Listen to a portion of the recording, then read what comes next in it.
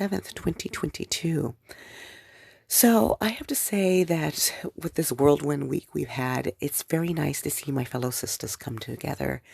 My concern is we all understand that white women have to step up, that they are a big chunk of the reason why we're here where we're at for various reasons. That I've seen a lot of black women saying, let's come together as black women. Love it. We'll take our children out of school because once they overturn our VW, everything else falls down like a house of cards. That's understandable. When we sit back and we say we can uh, have our own ways and our own whatever, if they don't overturn anything that has to do with slavery, we should be fine. But I'm very concerned with the idea that nobody's talking about protection. And I don't mean pew pew. I mean spiritual and energetic protection. Across the social media platforms that I have and have had, I've always mentioned that protection was very instrumental. And I find spiritual and energy protection. And I find that black women behave the exact same way as white women with a huge amount of cognitive dissonance. And the biggest amount being with religious women, the Bible thumpers. Because Christian women always want to pray for forgiveness, like you did something wrong by having a cop shoot your child. No, you pray for justice. You pray for protection for your children and yourself so that you don't end up in that situation. Science has proven that energy can be exchanged through people, especially through touch. A good reason why black people don't like to be touched is because it's an energy exchange. Part of that energy exchange should also involve protection. For instance, when I vibrate high, I give my energy the job as I'm going about with a high vibration and happy that the energy has to protect me from all those who want to do me harm. And I've actually had situations where I remember this one situation where this guy was bearing down on me like he was going to do something.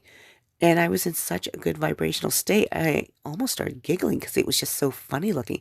And he was about 5 feet away from me. He stopped dead ass like he had hit a wall, looked at me confused, then turned around and stormed off.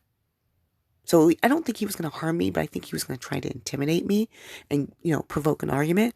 No. The energy said, oh, hell no.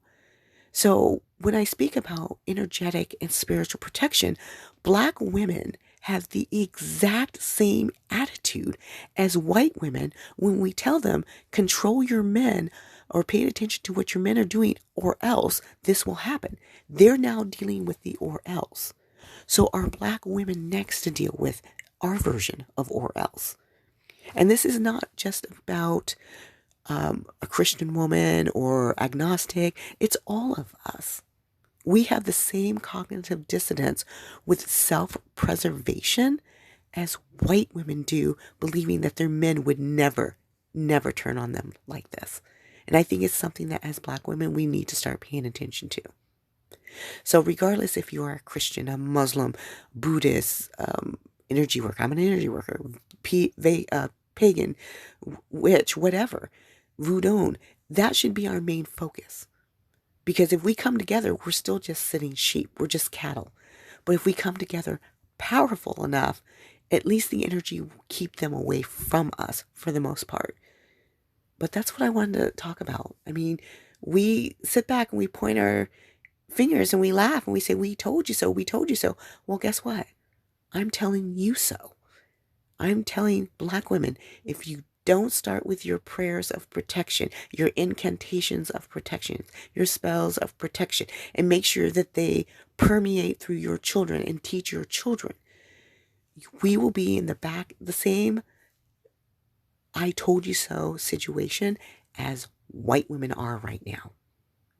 We might want to look into that and not be so full of ourselves. Otherwise, I told you so. Y'all have a good day.